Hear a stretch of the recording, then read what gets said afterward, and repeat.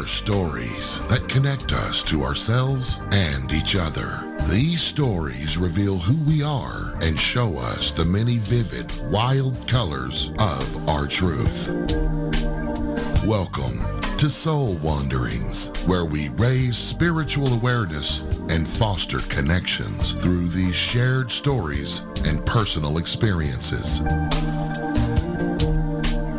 And now, exclusively on KGRA Radio, I give you your host for Soul Wanderings Radio. Here's AJ.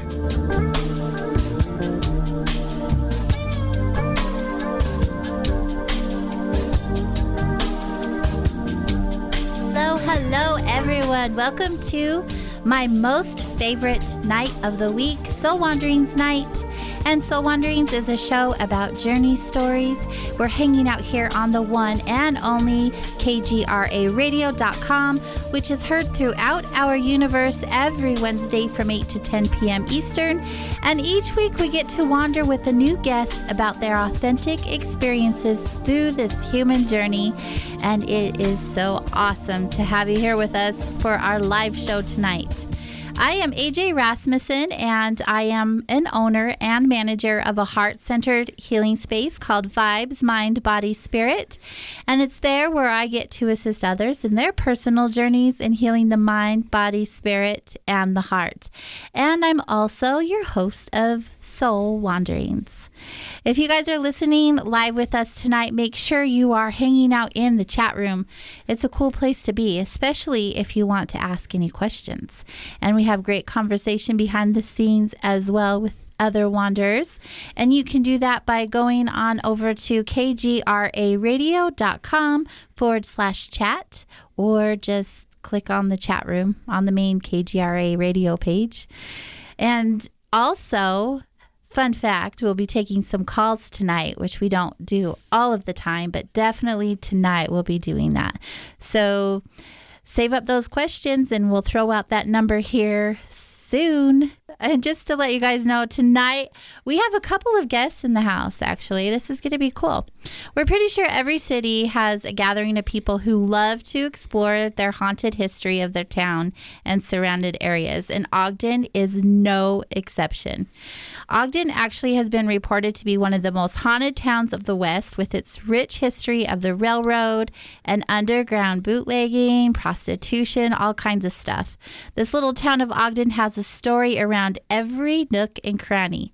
So it's no surprise there are several people who consistently explore the active, spirited streets and buildings, including our very own Warren Brager, many of you guys know. But tonight, we wander with a newer group to the scene of Ogden, but with over 15 years experience in paranormal investigating. They've come together as like-minded individuals to apply a more scientific approach to the field in search of groundbreaking evidence that will change the perception of ghosts and the paranormal. And it is the eve of Halloween, so perfect timing. I'd like to welcome to the show from the Ogden Paranormal Society, founder and lead investigator, Tony Pacelli, and protection and investigator, Jassim Shah. Welcome, guys. Thank you. Yeah, thanks for having us. Yeah, this is cool. It's so good to have you here. And what an appropriate night, right? I mean, we kind of planned this part out because it's the eve of the thinnest veil of the whole year. Of all things spooky. Yeah, our favorite time of the year. Yep. Yeah. Is it your favorite? Oh, absolutely. Is that just because you're into paranormal investigations? Partially. I think, I mean, I like fall too. So it's seasonal wise, like ghost wise, everything. It's just my time of the year. Yeah, it's good. What about you? Yeah, I love the fall. I love when the trees change color and the ghosts come out and say hi. And it's always around this time where you really catch, some kind of crazy stuff going on. But yeah. Well, and it's cool too, because this is the time of the year where people are most accepting of what we do. Yeah. People are more curious for a minute. Yep. So we get a lot more support for a brief minute. Yeah, I could see how that would be a thing. Yeah. Do you guys feel like the veil is thinner this time of year? I mean, it's noted in history that it's the case, but do you guys feel that to be true? I don't know. Do you feel more activity during this time? I don't even know if we've ever actually done a lot of investigations around Halloween, just because like What? where it is our favorite month. A lot of times we're like, we're going to take October off and just enjoy it, you know? So I personally, I don't believe the veil gets any thinner at this point. I think it's more just circumstantial of time, place, like, you know, environmental factors, water, you know, there's like a certain stone that's supposedly like charged up the paranormal. I just forgot it off the top of my head, but I think that plays more into it personally, but I don't know what he thinks. I think you could definitely thin out this month just because of all the energy that's surrounded by everything, you know, like even just what people are giving off. People are dressing up in, you know, all kinds of costumes, and I don't know. I think the world feeds off the energy, and that includes our world and the other world too. Definitely. Okay, so we're getting into this conversation, but I want our listeners to know who's talking. Sorry. So that's good. I just want them to know. So Tony, go ahead and share a little bit about yourself. I am Tony Pacelli. Like AJ said, I am the founder of Ogden Paranormal. We previously had a group back in the day when we were teenagers and didn't know what we were doing. So we have been doing this for a while. Ogden Paranormal is just the newest instance of it. And honestly, when I'm not ghost hunting, I'm unfortunately a salesman, an ad tech salesman. So it's not too exciting in the day-to-day life, but this is what gives me the buzz on the other side. All right. What about you? I'm Jossam. I'm the kind of protection guy plus investigator. When I'm not doing this, I'm in school full time over at Weber State University studying network management and computer science. I also work there in IT with one of the other members of our group, Caden. And on top of that, I've been in the Air Force for almost 7 years. I'm married. I've got a son. And yeah, I don't know. I love doing this. It felt like a calling almost, you know, so here we are. I think you know when you know, right? When Yeah. it comes to this type of thing. Absolutely. I feel like a lot of people are drawn to it because they're curious, but I don't know if they know what they're getting into when they do it, because they think it's going to be so full of activity and just something around every corner, but that's not necessarily true, as you guys know. But Not even a little bit. Yeah. We it's actually quite boring. Yeah, it is. And we posted a whole video that said top 5 reasons not to be a ghost hunter. And that's one of them is like, It's not like the TV shows. They're clipping up 12 hours of footage into, you know, a 30-minute episode. It's true. So, but along that same line where like people don't know what they're getting into, that's actually the reason our first group broke up, was because we ended up getting so deep into it, and at that point we were still just kids. And when we had, you know, a witch call us one time saying that we need to go investigate this house because there's a demonic goat figure that keeps presenting itself, that's when we were like, okay, we're not ready for this. yeah, we're in over our heads. So that's where we kind of took a step back. That you don't want to mess around with that. No. That spooked us I pretty don't. bad. I can't even imagine. I know Ogden. I haven't lived in Ogden my whole life. I actually grew up in Salt Lake, which isn't too far away, but Ogden is kind of freaky. It is. Like if you just walk down some of the streets, you can literally feel the energy, the historic energy that's here. Or even, I don't know, Jossam, you were saying you feel energy as well.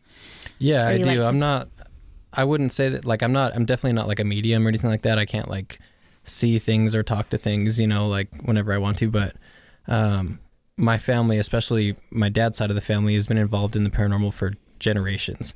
And I think that maybe there is some kind of like genetic aspect to it, because my entire family has dealt with certain things that I don't think we would have had happen to us had it not been for my dad's side of the family and their involvement. So I'm pretty good at picking up on feeling stuff that is not normal. He's better than pretty good. Don't let him sell himself short.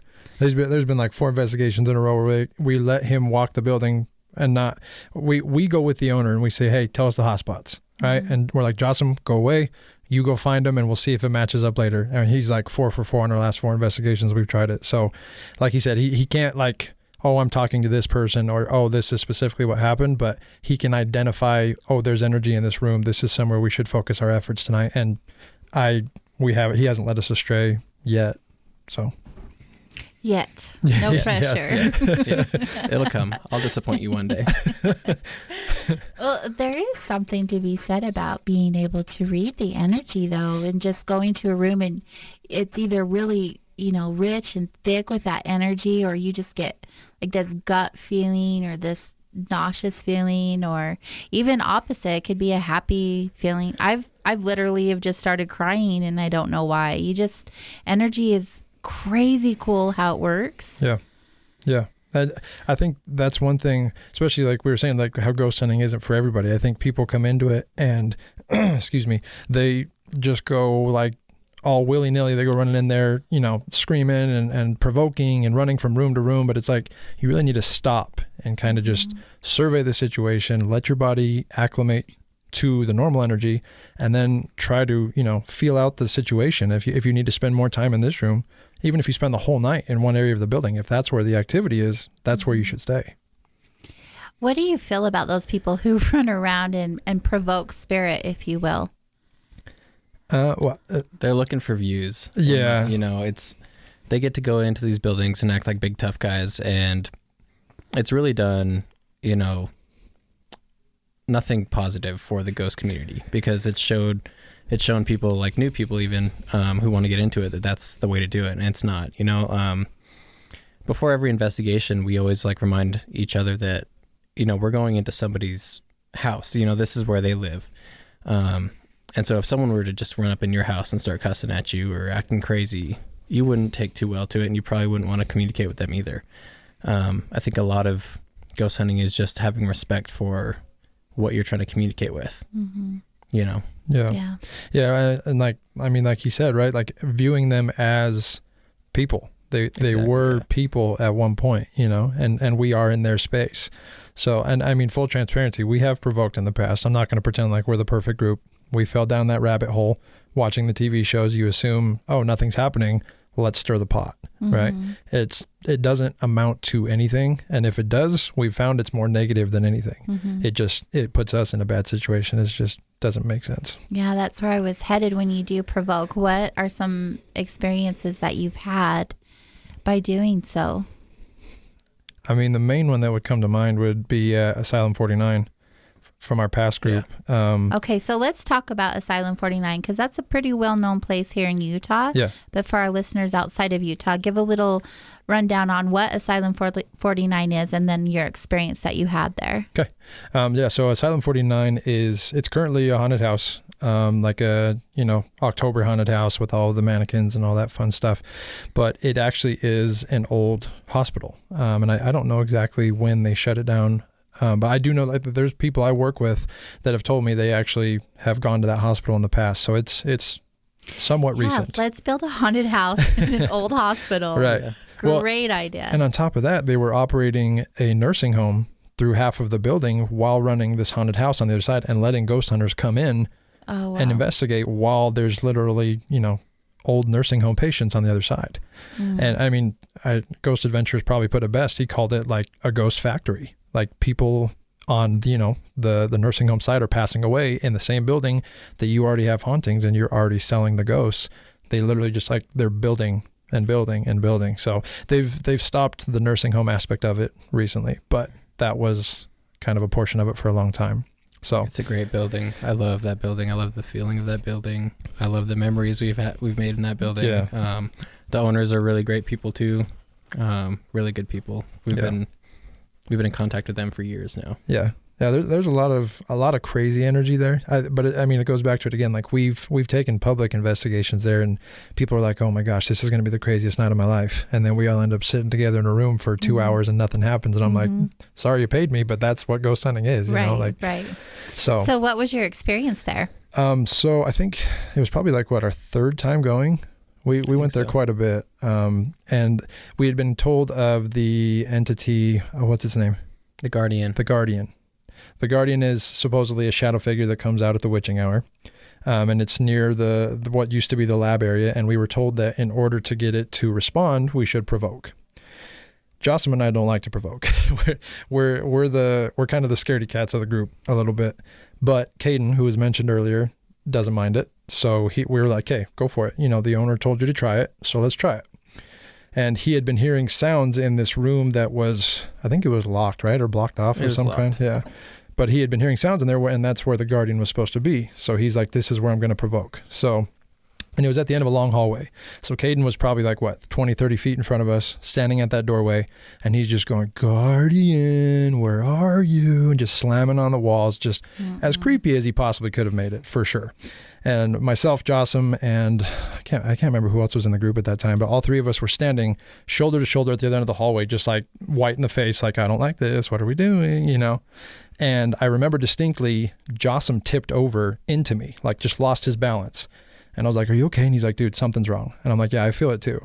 So him and I were like, okay, we're done. We're going to go. They have this little front seating area. We're like, we're going to go sit by the equipment. You guys stay out here as long as you want. Something's off. And so we go back to the front. And at that time they had security cameras set up all throughout the building. So you could monitor, you know, everybody where they're going, see if there's any activity. And Caden and the other group member at the time came walking down a hallway, and we watched this blue mist on the floor follow them. I mean, clear as day. Never seen anything like it. And this is from a security camera. So we walkied them. We're like, hey, I'm telling you, man, something's wrong. Like something's off, right? And we had paid a substantial amount of money to be there.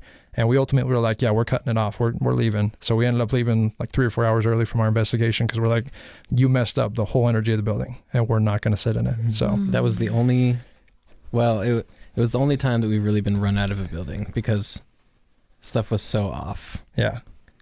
At least then.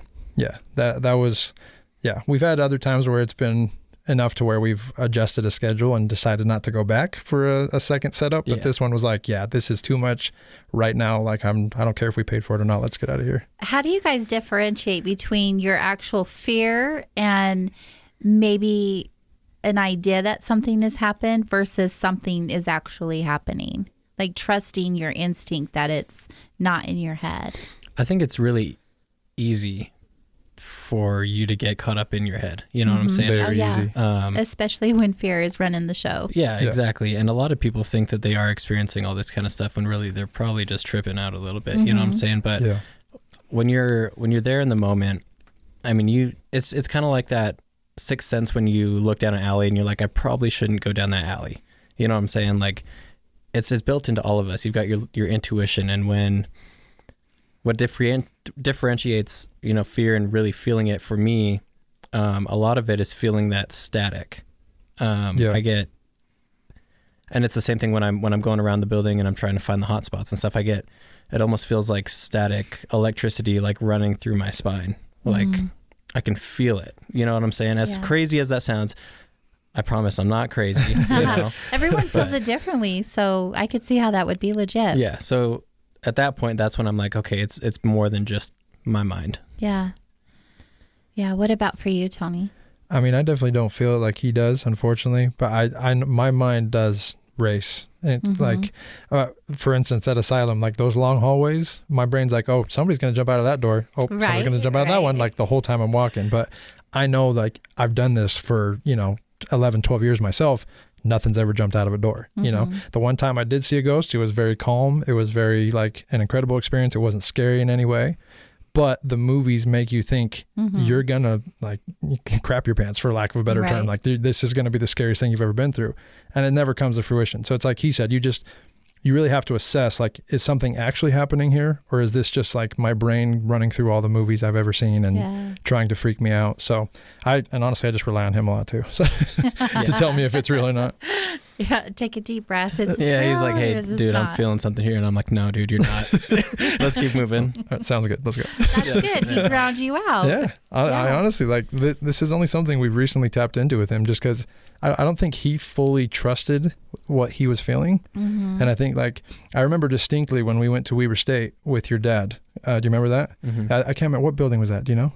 No. It was like it was a health building. Yeah, some kind of health building up at Weber State University. And his dad had access, and he took us up there one night because he's like, it's kind of haunted. And I remember distinctly, him and I were walking down the hall, and at the exact same time, we both stopped walking and looked at each other, and you felt that, didn't you? And I think that was the first time him and I were like, oh my gosh, we can feel this. What did you feel? I don't even know how to describe it now. I mean, it was so long ago. Do you remember it all? I don't even remember that, honestly. You don't remember that? Man, I thought that was a profound experience we had together. And here maybe I'm just making stories. No, I don't remember that. Yeah. Because that was like the last thing we did as our previous group. That was our last kind of get together. But I think, like I said, that kind of showed me he could feel it. And I've been told, actually, I think it was by a couple of the ladies that work at Vibes with you. They came to our booth one time and told me I think it was like a ability to hear things that other people can't, like something that I can tap into. But a lot of times, like, I'm nervous to say that during investigation because I'm like, I don't want to sound crazy, like, hey, did you guys hear that little kid just say, hi, how's it going? And nobody heard it, you know? Yeah, clear audience. Yeah. So you kind of feel like you need to keep it to yourself. That's the neat thing, though, is when you do become more in tune with your abilities, because we all have them. It's like a muscle that we need to strengthen in order to use it more effectively and efficiently.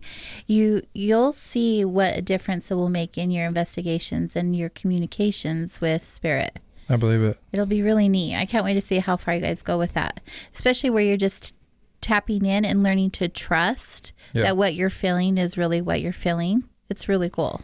Yeah, we've had, really, if you look at, our timeline as Ogden Paranormal, for as little as we've been doing this, we've had loads of success, like stuff that we never got to experience before, know, so it's really nowhere to go but up still from here. You guys are, you're just getting started, which is really neat because in any case, in any experience that you have, the sky's the limit, right?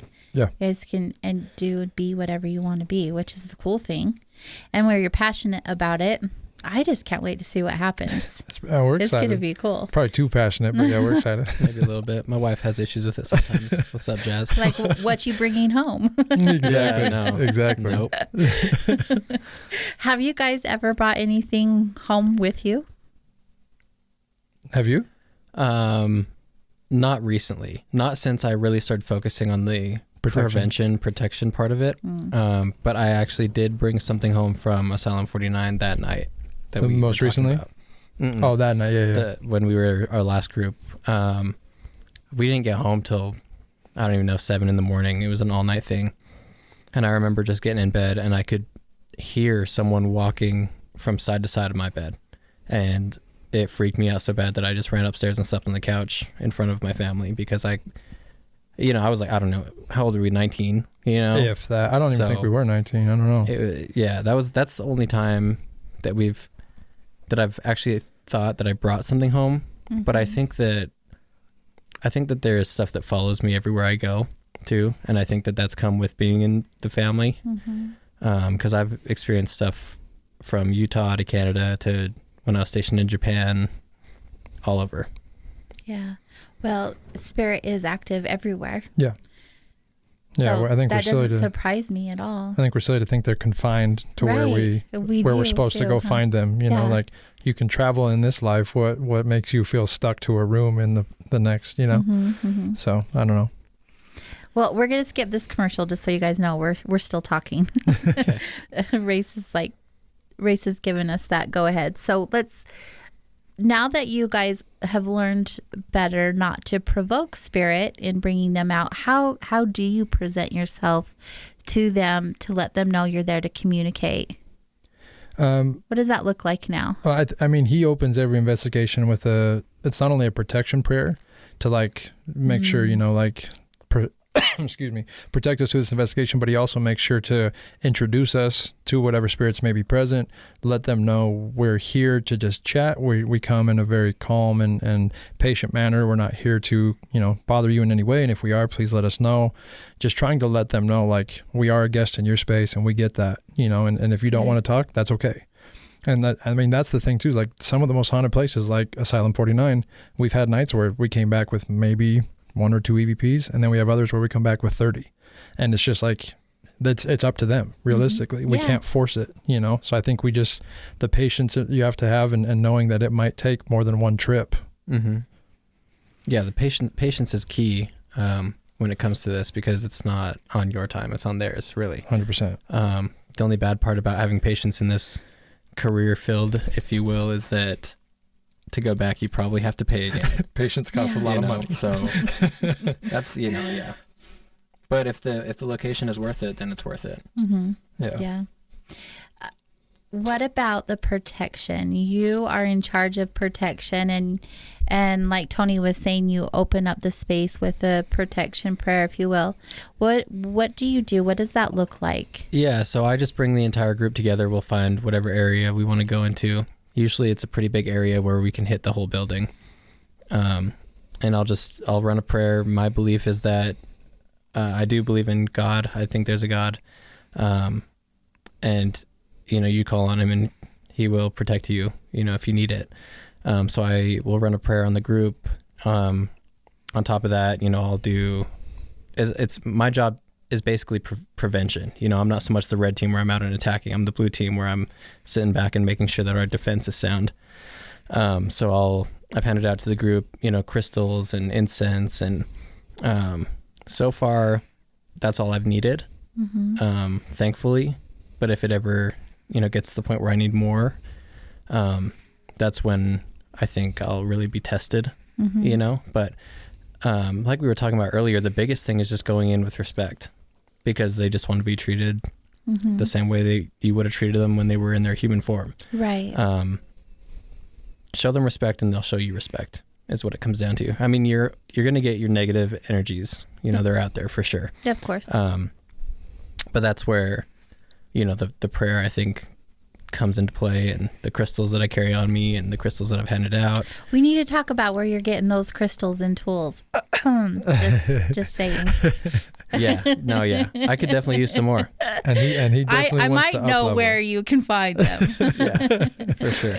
Yeah, you two definitely need to sync. We need to up level this man to make sure nothing happens to us ever. Yeah. It really changed. Before when we were kids, it was like, whatever, we'll go find whatever we want. And if something follows us home, then it does. But I've got a 4-year-old now, and I've got a wife. And if I'm going to be doing this, I need to make sure that I'm doing everything that I can within my power to prevent anything negative from happening to them. Right. So that's what I go into every investigation, thinking to myself. Yeah. And that's why even when, another part of, all of us in the group, it's part of our job, but especially Tony and I, is if anyone kind of goes off the track, and is maybe pushing it a little too far, it's our job to bring them back. Hey, chill out.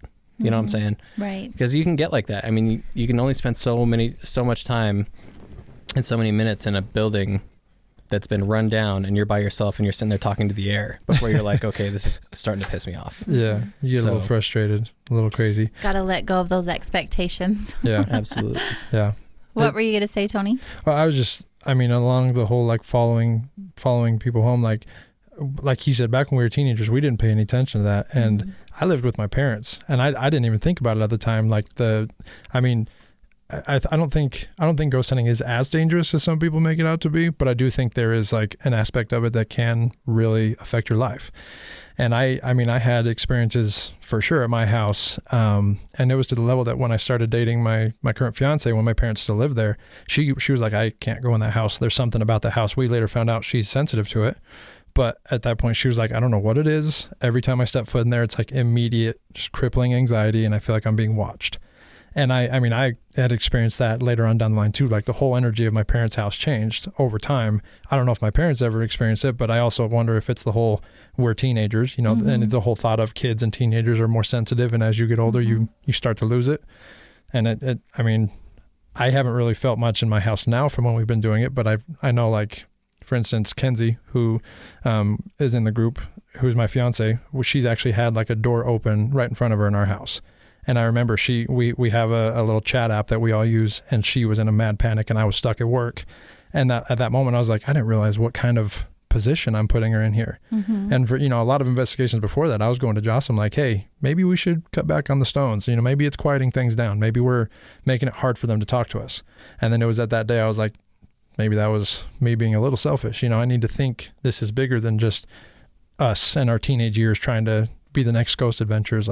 We actually definitively want to show people that ghosts are real, whether it makes us money or not, Just for the love of. Exactly. Yeah. What is your main purpose in wanting to connect with spirit? I would say mine is just answers. Honestly, I think everybody in the group has had kind of their own experience, except for Caden. Caden's told us, Caden's the one that's like, I don't feel anything. I don't know what's going on. The one that's willing to provoke because he doesn't feel that energy. Never seen a ghost, but he did have an interesting experience when he first started. But I think, yeah, for me, I've had enough experiences where I'm like, why did this happen? Where did that come from? Is it the history or the story behind where you're at that intrigues you so much? Like, why are you wanting to know the answers? I mean, I guess that's... Because I know some investigators really are into history and they want to connect with a specific spirit based on the history, and they do a ton of research behind that. Some are just wanting to, which I'm not a big fan of, help a spirit cross over, or whatever their reason is. But what is it that really does it for you guys? I think just, humans in general, we love learning, you know? So I think the biggest thing for me is it's an unknown that I don't know yet. Because if I'm not learning, if I'm not moving forward, then I'm having issues. You know what I'm saying? That's when I start feeling like I'm going crazy. And, death, it's got such this negative, I mean, don't get me wrong. If you lose a loved one, right, it sucks. But there's also beauty in death. And the question, at least to us, used to be, are spirits real? And now to us and hopefully our followers, it's not. Now it's, what else can we learn? What can you teach us? And I think that's what's, most intriguing to me. Yeah. There's beauty in death, and there's something else after here, And I think we kind of look at it too, like we've said this when talking, it's almost kind of like the last frontier in a way. Like we haven't explored the oceans fully, but we're getting to a point where we're getting close. Like same with the Amazon, we're starting to see, we've seen the whole globe. And then we've been to space. But it's like with this, we're still in that point of scientists mock us openly for thinking this is real instead of trying to help us. It's like, okay, if you want it to fit into your method, help us. And I think that's where we're like, if we can try to make this as scientific as we can before a scientist will help, to show like we want to take this serious, help us, and move away from the YouTubers who provoke and just want views. We hope we can advance that field. And like Jocelyn said, get those answers. Humans are curious. We want to know, like, this is the $1 million question. What happens after we pass? And I don't know if we'll ever know, but that's what... One day you'll know. That's what drives us. One day we'll know. Yeah. It's not right now, but you'll figure it out. Yeah. But the science is there. I mean, there's so many new tools also to do investigations with. What kind of tools do you guys use? We keep it pretty simple. We use our cameras. We'll go night vision, and then we won't use night vision. We do audio recorders. We use the spirit box. Which trips me out, by the way. Yeah, the spirit box is a great tool. I love it. It's so cool. I don't know how we've gotten some of the responses that we've gotten. It just blows my mind. But a lot of the stuff that's out there now that people are using, I think a lot of it's gimmicky. I think that there's a market now because, thanks to Ghost Adventures, it is so mainstream. It's really got a light on it now, where before we would have just probably gotten beat up, for being like weirdos. But that also means that there's a lot of people that are willing to and will make money on people that are part of this community. Oh yeah, 100%. And I mean, like, props to Ghost Adventures, like you said, for like they're willing to push the boundaries and try these things. This is cool. But it's like, even like with an EMF detector, like your cell phone gives off an EMF. Everything in this building we're in gives off an EMF. Like, yes, a spike is intriguing, but to a skeptic, that does nothing. To a scientist, that does nothing. Whereas if you can hold an audio recorder, show them a video clip of no sound around the audio recorder, an unaltered video clip, and then show them what the audio recorder captured within a different frequency, that can shake somebody to their core. You know what I mean? And it's the same like with the Ovilus. You watch people run around with those Ovilus that just spit out random words. They ignore the 55 random words until it says demon, and they're like, I knew it. This place is infested with demons. And it's like, what about when it said Sally and, like ring around the rosy? Like you're ignoring everything else to try and build a narrative. So I don't know. And we have a hard time with them. Like, for instance, we talked a lot of smack on Kinect cameras, and a guy in the group offered to buy us one. So we're like, cool, we'll try it. We ran it probably twice, and I think we're already like, I don't see how this is ever going to move the needle, because it just maps. It always has to be a wall or a beam or something. It's mapping an object. So it's like, you can't tell anybody that's a ghost. You don't know. Right. We're in we have this passion, right, for ghost hunting, and we love what we do, but it's also the hardest thing in the world, because what is it that's going to push that needle? You know what I'm saying? Yeah. Because people have seen, shadow figures on camera, and then they're like, well, that's probably fake. That was someone that did something. And they've heard stuff on an audio recorder, and they're like, well, where's the dude whispering? So it's great that they're coming out with all this new stuff, but I still don't think that that's going to do anything other than bring more people that are like, well, that's obviously fake. Kind of like we're doing right now. Like, it could be fake. Yeah. Maybe it could be real. I don't know. But what is it that's going to push that needle? And I've stressed this to all of the people that are skeptics that have come up and talked to me and asked me how I could do this. Like, how are you wasting your time doing this? And the best response I have is, one day you'll understand. And because one day you will experience something that you can't explain, whether you want to believe it or not is maybe what be pushes your needle. You know what I'm saying? Yeah, exactly. So yeah, I don't know. It's hard. There are always going to be critics, no matter what you're doing, whether it's paranormal or accounting. I mean, there's always going to be somebody who's going to be, why are you doing that? Yeah. The thing that I really love about what you guys are doing is where I come from it on a similar platform, the whole spiritual metaphysical part is I can feel you guys are coming at it from a heart space and not from an ego space.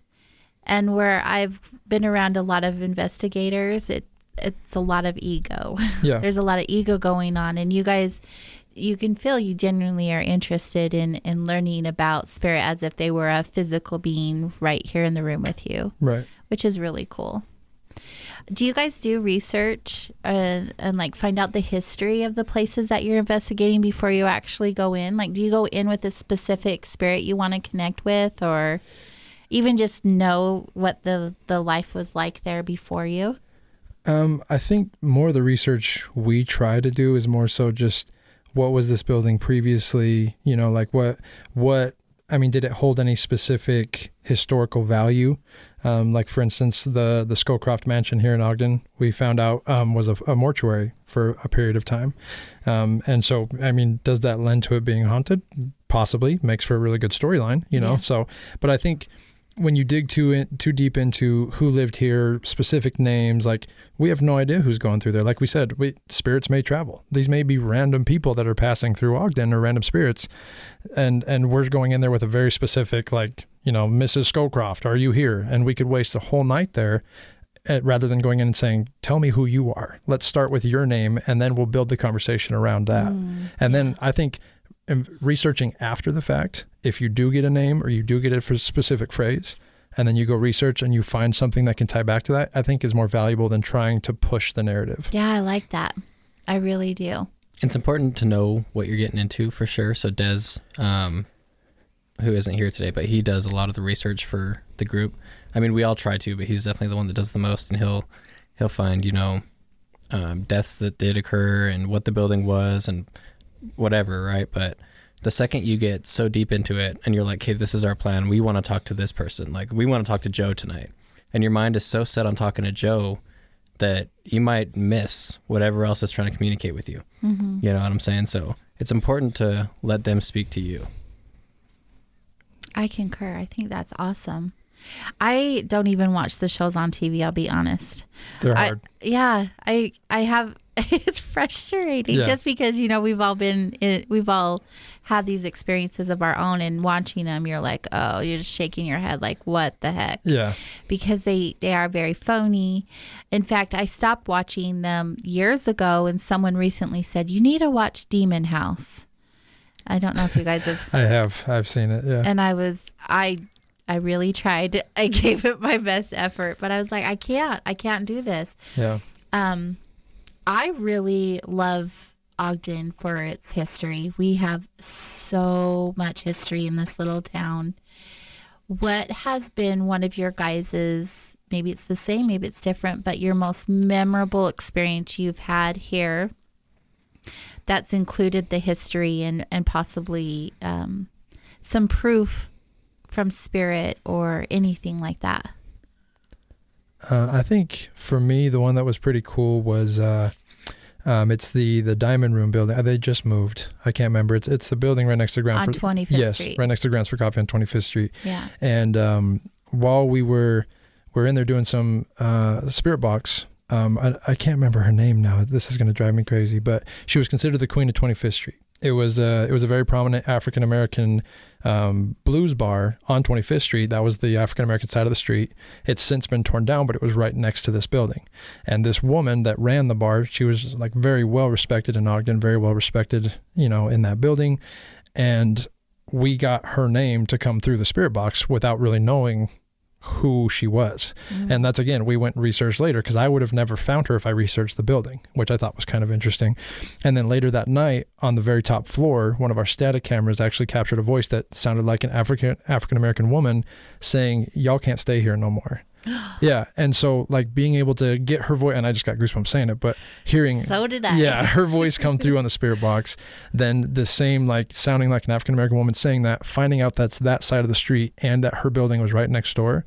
It just kind of, like, I think that for me was like the craziest moment we've had thus far with Ogden's history, where we even pulled from an old Ogden documentary to tell a little bit of their story. So. Oh, wow. Yeah, they're still there, these goosebumps. Yeah. What about you, Jocelyn? Was that same for you, or do you have No. a different experience? Well, so mine's in Salt Lake though. Okay. Okay, so It can be wherever you want it to be. yeah, we went to Salt Lake. What was the building called again? Oh my gosh, why am I forgetting? Because we're on everything? radio. Yeah, we're on the spot, so now I can't remember. It'll It was come an old. to you. It was an old ladies' club. So there was a lot of, there was a lot of like progress done there. You know what I'm saying? But there was this one room in particular that felt off to me, and it was the second I remember just doing the walkthrough, and I remember before I even got to that room, I pulled out my tiger's eye, and it felt like it was burning my hand, and I think it was either Caden or Tony. I had him touch it, and they were like, "I don't feel anything," and I was like, "Dude, it's on fire." So anyways, I remember me and Tony were walking down this hallway, and this room was on our left, and we were going into the room in front of us. Mm-hmm. And as soon as we got there, I was like, there's something right here around us.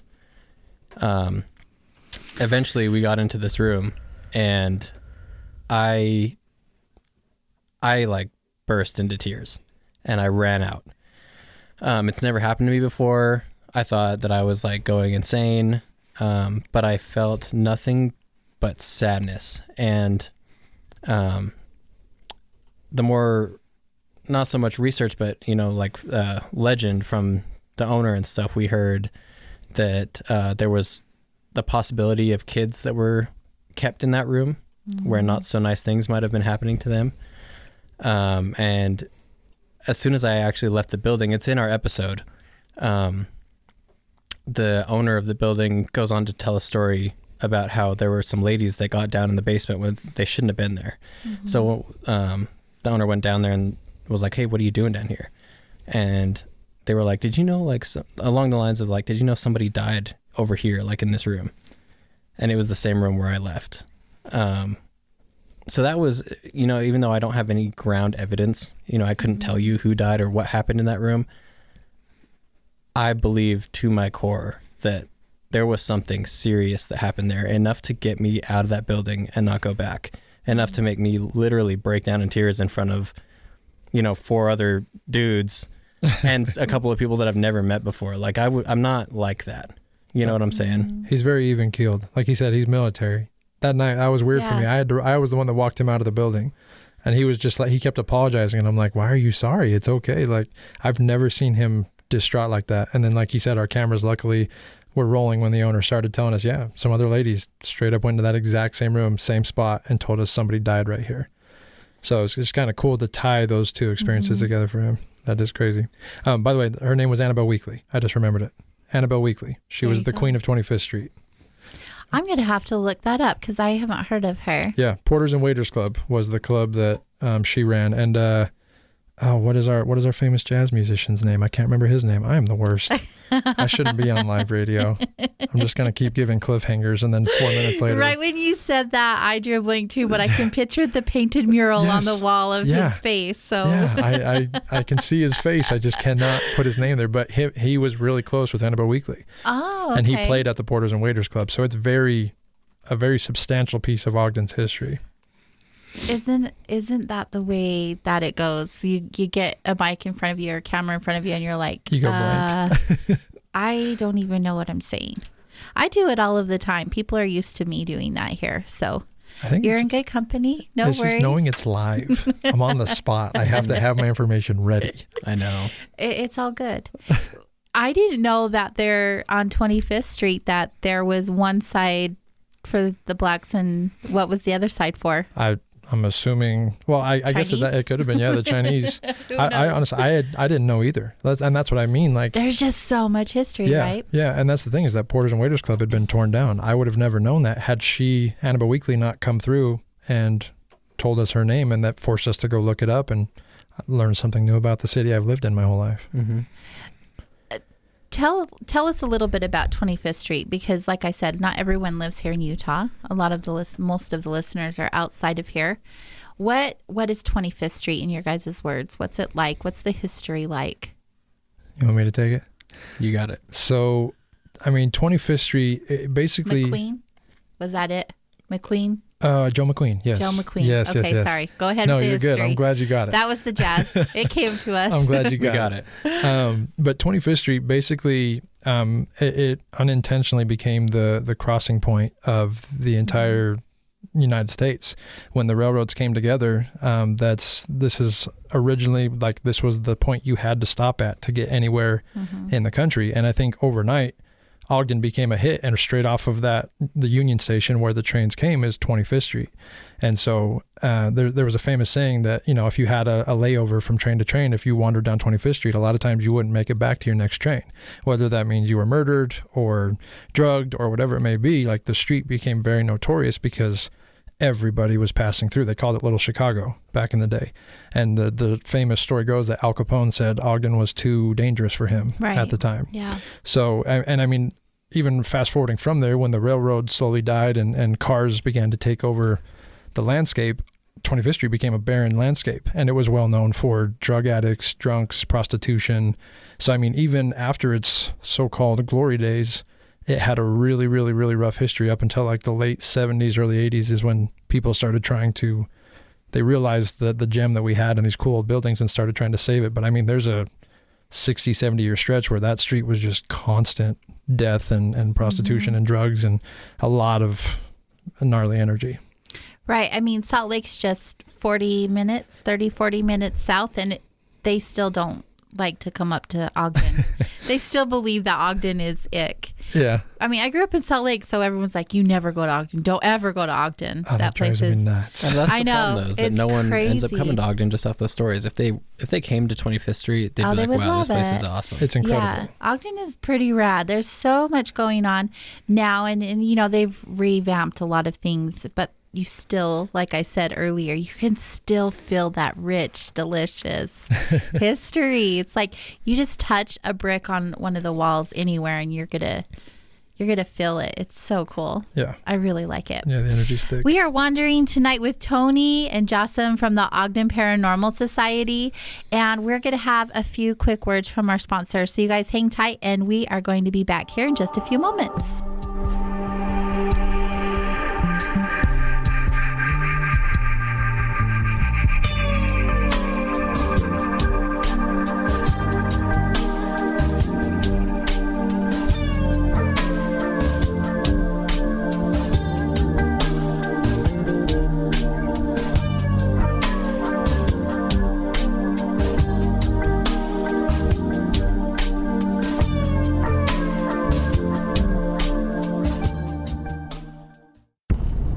Intrigued by Paranormal Talk Radio? You'll love the new Paranormal Radio app from TalkStream Live. You'll find a great selection of talk shows covering UFOs, ghosts, strange phenomena, and much more. Download the Paranormal Radio app now and start listening to the very best in paranormal talk entertainment, including the network you're listening to right now. The Paranormal Radio app. Free in Google Play and the iOS App Store. Hi, Matt Ray with America's First News here, and I have great news for those of you who suffer with debilitating migraine headaches, maybe a loved one or your child does. MigraLeaf, the nutritional migraine supplement everyone's talking about, now can be found at the vitamin shop stores nationwide and Meijer in the Midwest. For almost 2 decades, hundreds of thousands of migraine sufferers have benefited from MigraLeaf, and thousands of neurologists and headache specialists recommend it. Why is it popular? It's drug-free and addresses the specific nutritional needs of adults and children who suffer migraines. What's even better, MigraLeaf comes in a formula you can take daily and one on the spot as needed. So if you get migraines, get your life back on track. Go to MIG911.com. That's MIG and the numbers 911.com. That's also where you can read the testimonials. Or head on over to your local vitamin shop store nationwide or Meijer in the Midwest. If you get migraines, do yourself a favor. Change your life with MigraLeaf. Hi, it's AJ from Vibes, Mind, Body, Spirit. Have you been searching for unique items to create or add to your sacred space? What about tools for your holistic healing? Or those one-of-a-kind magical ingredients to manifest your desires? Well, look no more, because Vibes has a variety of items to assist you in your spiritual journey. From crystals to candles, incense to books, tapestries to jewelry, OnlineVibes.com has what you're seeking. We even have some thoughtful and mindful gifts to share with your friends and family too. Visit us at OnlineVibes.com from the comfort of your home, or give us a call at 385-244-1099 to have your order beautifully packaged and sent directly to you or a loved one. And right now, take advantage of the coupon code KGRA at checkout to receive 15% off any order. Remember, online, VIBEZ.com.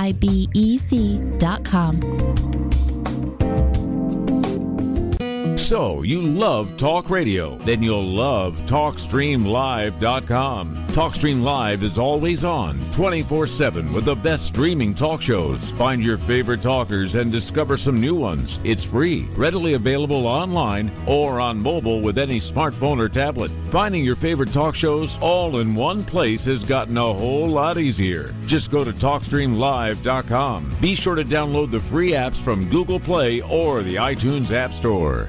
It's Thursday night, and you're grabbing drinks with some friends. Started off with a pitcher for the table, which quickly becomes 2. There's pool. And there's the photo booth. All right, everybody squeeze in. Say cheese! Followed naturally by an order of wings. And another. Can we get some extra ranch sauce? Then there's the ceremonial nightcap. So what are we doing this weekend? And lastly, it's back to the car, which, if you're buzzed,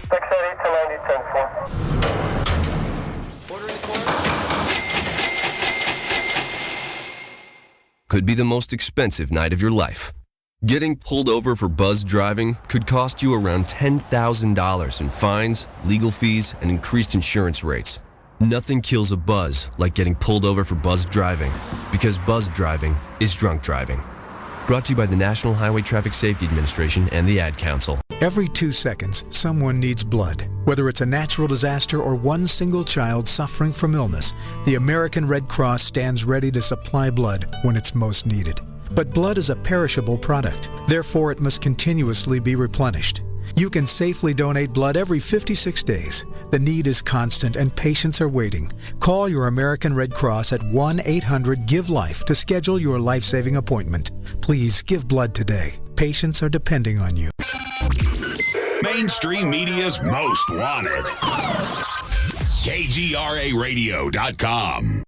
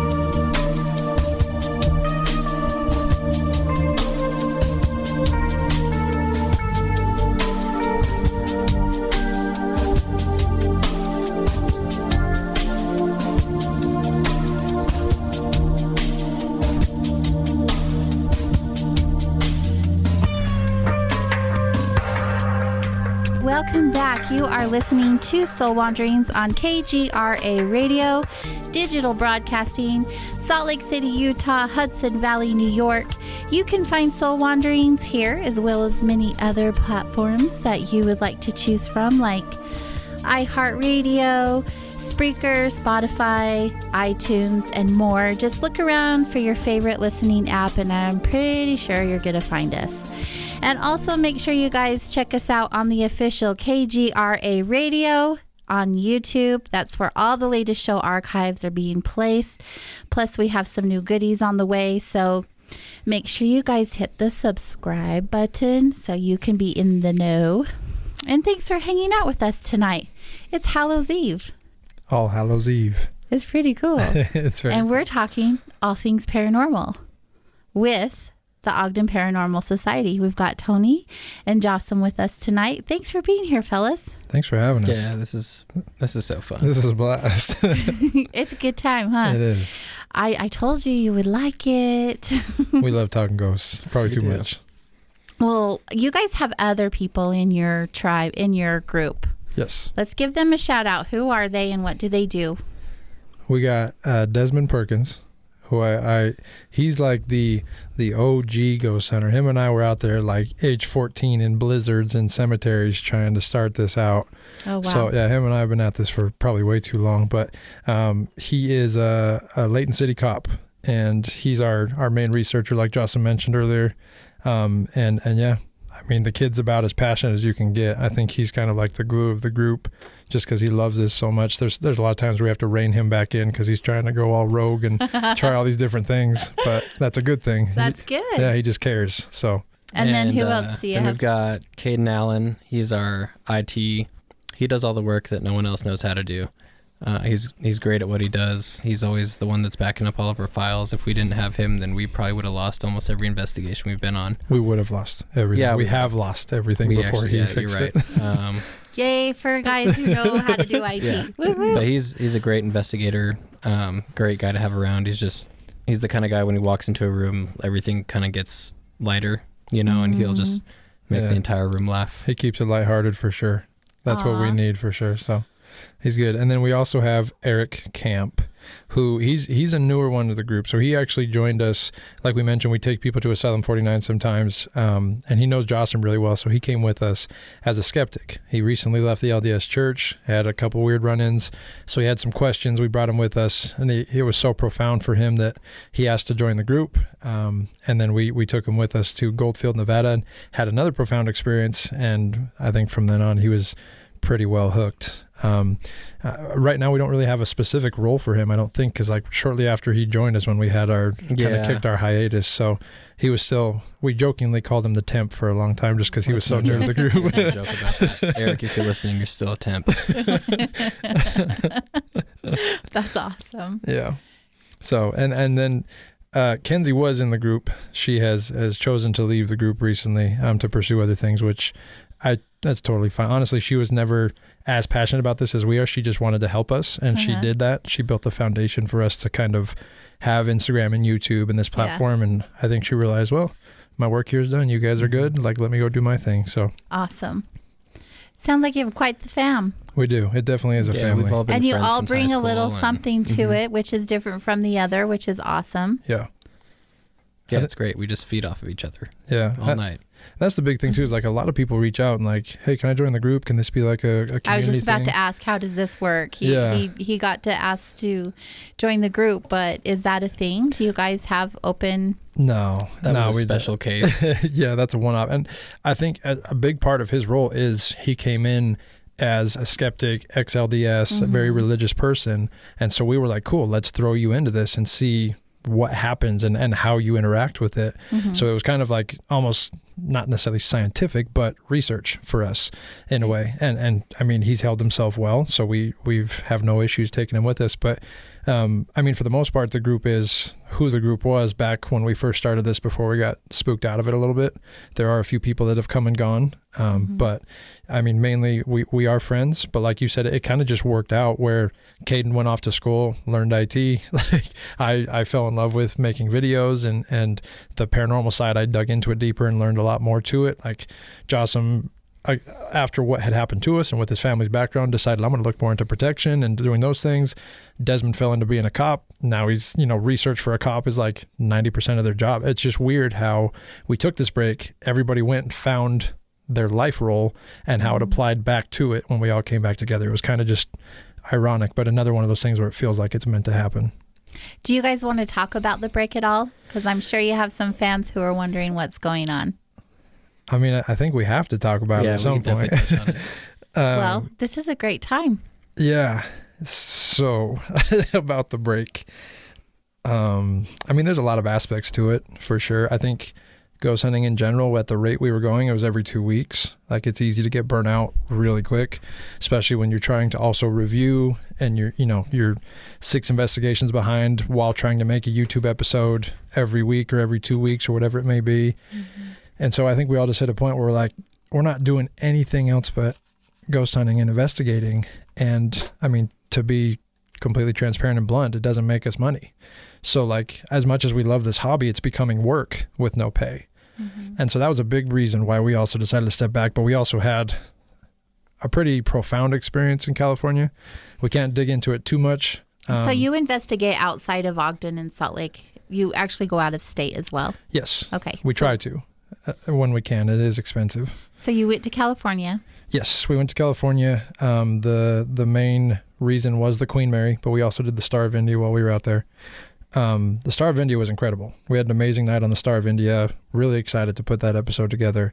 But then, I mean, the Queen Mary hit us with a left hook, and we were not anticipating it. We won't dig into too many details other than it was one of our investigators had a physical altercation with a spirit that was unanticipated. And so we canceled. We had 2 nights aboard there, both the haunted room and investigation. We canceled everything from the second night, decided to just take that night off. And then it's like, as soon as we got back into Ogden, we all sat down and we're like, yeah, we need to take a big step back for a minute and just catch up on life, like breathe. Reevaluate what you're doing. Yeah, and just kind of like reset, I think. Mm-hmm. And a lot of that falls on me. I was the one scheduling a lot of stuff and like the Queen Mary and the Star of India, like pushing all of these big money investigations just because they're a dream of ours. But I may have ran it up a little bit too fast. So. Well, and that's how you learn, right? Yeah. I mean, you don't know until you know. But the experiences that you had obviously were, I know you don't want to talk about it. I'm not going to force you to by any means, but they were profound enough for you to actually evaluate what you guys are really getting into. Oh, yeah. So it was something substantial. Yeah. And it kind of reminds me of the last time our group stopped. It was another one of those, like, things are going great. And then you hit this crescendo and something like too much, just something too much happens to where your brain's like, what are we doing here? You know what I mean? Like, because of the reality of it? Yeah. I think it was grounds something you. So profound. Yeah. Definitely, it grounds you. It kind of like shakes you back to like, what are we up against? Like we have these Ogden investigations that are just kind of like, oh, cute history, it's fun to tell the story. But then you go to some of these locations where like the history is more than you can completely ever comprehend or even evil, mm-hmm. And for what happened to us, like it shook everybody in the room. Like we had a couple of people crying, you know what I mean? Like we had to all exit the ship.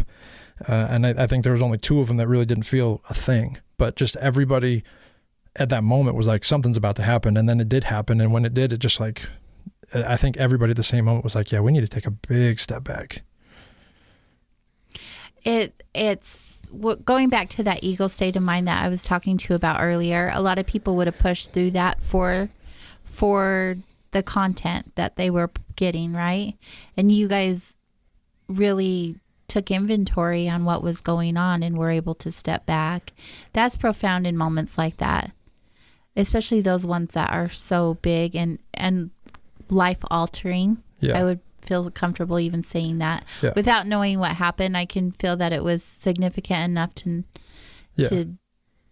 be something for you guys to be like, what the hell? Sure. I'm never going to do that again.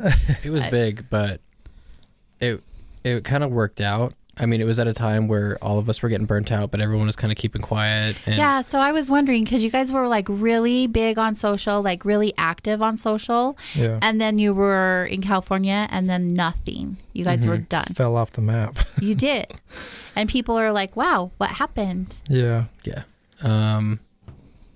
Yeah, without going any more into it, it needed to happen. It happened. We got to spend a lot of time to think about how much this means to us and the direction we want to take it. And we're not going anywhere anytime soon. We're back. And I think it kind of goes back to what we were talking about with YouTube and being able to have a thorough investigation, but keep up where, I mean, YouTube's like post weekly, constantly post updates, like, you know, make your videos this way to get more interaction. There's no possible way to do a thorough investigation every 2 weeks and be posting weekly in between and still like capture every piece of evidence, thoroughly check every piece of evidence. And that's where we got burnt out, is because we didn't want to sell out and start doing either 2-hour investigation just enough to post a somewhat scary video or like fake evidence or anything. So I think that was another aspect of like, how do we do it our way? Well, you know what I appreciate are the little investigations. Like, hey, we're just going to run and go up the canyon for an hour and see what we can come up with. Like, Yeah. I think you guys have done something like that. I've watched in the past. I think those ones are cool because, you know, you didn't do a lot of research. You're just like, hey, let's just go see what we find. We may find something, we may not. And I feel like a lot of people would relate to that also, instead of having this big, extravagant 2-hour YouTube video of, well, what did that sound? Maybe that was something. You know what I'm saying? Yeah, no, I think that's fair. I think the thing we run maybe into, just slowly reintroduce yourself back into the YouTube world. yeah. I mean, we definitely still want to do YouTube. A lot of that burnout comes from me because I was the one that I found out I'm a perfectionist with videos. I didn't know that, but this was my first time posting videos that I had put together, and it was to a point where it's like, Tony, we need to get this out. And I'm like, well, maybe tomorrow, guys, because I want to add this and this and this and this. And then I'm staying up till 2 a.m. and then going to work at 7, and I can't focus at work, so I'm thinking about the video. And I think it just we definitely need to find our happy medium. But like with those smaller investigations, the problem, at least that I feel like we run into, is while Ogden does have a lot of hauntings, they're all in a private space. So it's like it's hard to go and just like organically find a space that's out in the open. Like maybe on the East Coast, there's more abandoned buildings and places you can venture into. But out here, it's like if it's abandoned for more than a couple months, they tear it down. Yeah. You know, that's just, I mean, where Ogden is booming right now, they don't leave them around very long. Do you guys have people reach out to you for investigations in their home? Like, we have some things going on. Will you guys come and check it out? So we do get a lot of messages, and we've gotten phone calls and whatever else. We haven't done any residents yet, and I don't know if we will. It's something that we can talk about more, especially, you know, with this regroup. But the biggest part of it, I guess there's 2 main parts to it. Number one is that I'm not comfortable with it. I've experienced real evil in residential buildings, that I haven't ever experienced in like a business. So, you know, with my role being the protector and the trying to prevent everything, I personally don't think that the group should do that. And the other thing is, if we do go into someone's house, you know, ghost hunting and communicating really just like it livens up that energy. You know what I'm saying? So we could go in there looking for something and we may find it. And you may not want us to find it as much as you think you do, because it's going to stick around. You know what I'm saying? So I don't know. Well, what happens when you guys go into any place and you do come across spirit? Do you guys do anything to kind of heal that energy? I know some people will like send the spirit to the light. I don't believe in helping them in that way. It's not our place. But do you guys do anything so that you leave the place better than the way you found it? Does that make sense? Well, I think just going not go stir the pot and then be like, peace out. Right. No, I think for a lot of it, the way that we investigate, we could leave the building better than when we found it, because I think a lot of the spirits, and you know, this is just a belief of mine, but a lot of the spirits maybe acting up because they're not being heard. Mm-hmm. So for us to go in and actually hear them, and let them know, like, we acknowledge you, we recognize you, we see you, and you're still here. I think that a lot of the times can leave a building better than we found it. I agree. But the thing is like, we don't know. It's just like you said, the people that are sending the spirits to the light. What are you talking about? Like, maybe I don't know. Because I hear all of the time, being in the environment that I'm at, that I had this experience and I took care of it. I sent him to the light. What do you mean you sent him to the light? What light are you sending him to? Yeah. And when did you decide to play God? Yeah. But that's just my opinion. No, I think it's valid. I want to know where that even began. Because, like, I mean, we tell people all the time, we're like, we've been doing this for, 15 or some odd years, but I'm not an expert because we still don't know. If I was an expert, I could catch you a ghost whenever I wanted and get an EVP whenever I wanted.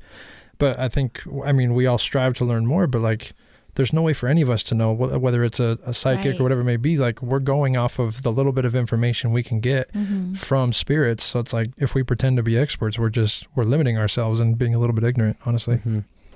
A lot of the messages and stuff that we've gotten to is, they expect us to be able to do that kind of stuff. And that's not what our group is. You go investigate to see if it's legit, scientifically, if we can. want to see if it's legit, and we want to talk, and we want to find answers. Like, debunk it, if exactly. possible. Yeah. But we're not there to cleanse your house. Yeah. There are resources that I can give you, and I can send you. And if you're of a certain, faith, then I can try and get you a contact number for someone. Mm-hmm. But I'm not going to do that. That's not my role. I don't feel like that's my place. And I don't think the group wants to be involved in that either. Do you guys personally do clearing and cleansing in your own home, like with sage and crystals and things like that? Yeah, my father-in-law, actually, Scott Powell, he got me into all the crystals and stuff like that. So I have him to thank, as well as I went through a very, very serious haunting while I was living in Canada. It was very evil, and it was like tormenting my family, and I ended up seeing them. And that was when I first really was like, I was really, really like, okay, I want to get into this. You know what I'm saying? Like, I don't know what that was. I can't explain to you what I just saw. So I got to experience saging there. So I kind of, on both sides of my family now, with my wife's side and my side, I've got to experience the cleansing. But we do incense at the house all the time. I keep my crystals out. I've given the group crystals and incense, like I said before. And if it ever gets to the point where we need more than that, then, like I said, I'll be tested. You have the contact numbers. Then we go straight to vibes. Hey, we have a lot of people who know some cool things. So yeah. Yep. Yeah, so we view you guys as the experts. That's why we don't want to go into a residence. It's like, well, we're expert of nothing, but we'll help anybody we can. Yeah. Meaning you know more in that specific space than we ever will, to be honest with you. Like I said, I fall on the scientific side of things because I want this to be accepted by the scientific community. So when a family reaches out and says, hey, my little kid is being tormented by a spirit, what can you do? I said, I can tell you that it's there. Or I can try to see if maybe you have a gas leak that could be causing hallucinations for your kid or some other explanation. But like to Jocelyn's point, I mean, we actually have a video where we went to one of my good buddy's dad's house who was having paranormal activity. And I mean, poltergeist activity all night. And I mean, we had a camera set up. It was only one, so we didn't see it, but you can hear a light bulb shatters, like there's stuff moving. We catch a clear as EVP letting the homeowner know that guy was there. But then after we left, that homeowner called me a week later and he was like, hey, I don't ever want you guys to come back. He's like, as cool as that was, he's like, he has never been noisier. Like, he's just slamming doors now, scaring the hell out of me. Like, he's like, ever since you guys came in, it's like everything went times 10. And it took him a few weeks for his house to get back to normal. And it's probably because he was heard. So now he's excited. He's energetic. He fed off of our energy. We don't want to do that to a little kid who's being tormented. For that homeowner, it was kind of just like this is kind of spooky, but I don't mind it. But for a kid who's seeing something that's literally like ruining their safe space at their house. It just feeds the energy. Yeah. And that's the last thing we want to do. Yeah. What makes you feel, because there are several different paranormal groups, and I'm sure a lot of them do want to debunk and have the scientific proof. What makes you guys feel that that's going to be possible, or that you're going to get that side of things to believe in what you're doing? What makes it, why do you think it's you that is going to do that? I mean, I definitely don't think it's going to be necessarily like we're the group that's going to change the world. Right. But that's your, right. But you want it. You want to have that. Yeah. And I honestly think it needs to be a group effort. I think more groups need to hold each other accountable. And we were even talking about this on our chat channel today. Is like every time we let these YouTubers go and post these, videos that are clearly something we can quickly debunk, and the paranormal community in the comments is like, you guys are the best investigators we've ever seen. But we know that they're posting faulty evidence, bad evidence. Like until we hold everybody accountable and start to have this is somewhat of the method. And I don't think we're going to be taken serious. And that's why I said, I think there's no one group that's going to convince scientists to all of a sudden, give a crap about this. Right. It needs to be that they see a shift in the community that goes from let's go get scared or let's go get a bunch of cheap clicks to let's figure out what's truly going on here and see if there's an explanation for it. So that makes sense. Yeah, that's kind of where I fall on that. So we're going to try to open up the phone lines. Cool. I have a little disconnect here on my computer, but my producer's awesome, and he's going to try to work with me on it. So I don't want us to hold our breath, but we're going to try. So if you guys do have questions for our guest, let's have you call in. The number here is 85-KGRA live. So that's 855-472-5483. Again, that's 855-472-5483. We're going to continue talking, and if we get a call in, we'll open up the lines for you guys to answer some questions. Cool. But in the meantime, when we're hanging out, I'm sure especially because it is the eve of Halloween, people want to hear some stories, some experiences. Hello, everyone. I know you guys shared your scariest, but what are some experiences that you guys have had that you think the listeners would think was pretty cool? Go ahead, talk about your first ghost. My Queen Mary ghost. Yeah. So, I mean, there's a reason we ended up going to the Queen Mary, and it's because the year before that, on my birthday, lo and behold, was when I saw my first ghost aboard the Queen Mary. And I wasn't. So you had been there before. Yeah. We were just there for the tours. Because my birthday is in March, so I wanted to escape a little bit of it's kind of like supposedly springtime, but it's still pretty much winter here. So Kenzie and I went off to San Diego, enjoying the weather, and I'd always been, just obsessed with the Queen Mary. I mean, considered one of the most top 10 haunted places in the world, and it's literally like a stone's throw from Utah. I was like, hey, this is my one spot. So we went there and we took all their tours, and one tour turned out to be like a haunted house. We didn't know that. It's kind of gimmicky. It was kind of fun though. But then when we got done with the tour, they spit us out towards the front of the ship, and the tour guide was like, yeah, you can either go here or whatever, like have a good day. So we went out in the front of the ship, just started taking pictures because you can see Long Beach off in the distance, and it was a really nice day. We were shooting pictures of each other. And then we decided, let's go back inside and explore more of the ship. And so we turned, and I remember, like, I can see everything so vividly, but we went down this specific hallway, and off to the right, they had like this display of, I don't know if it was like old clothing or what specifically it was, but I'd kind of glanced over to it, and I know Kenzie was looking at it too. And then as I slowly looked up, it's like I looked through a tunnel. My whole, like my ears even just like you could hear it, you could see it.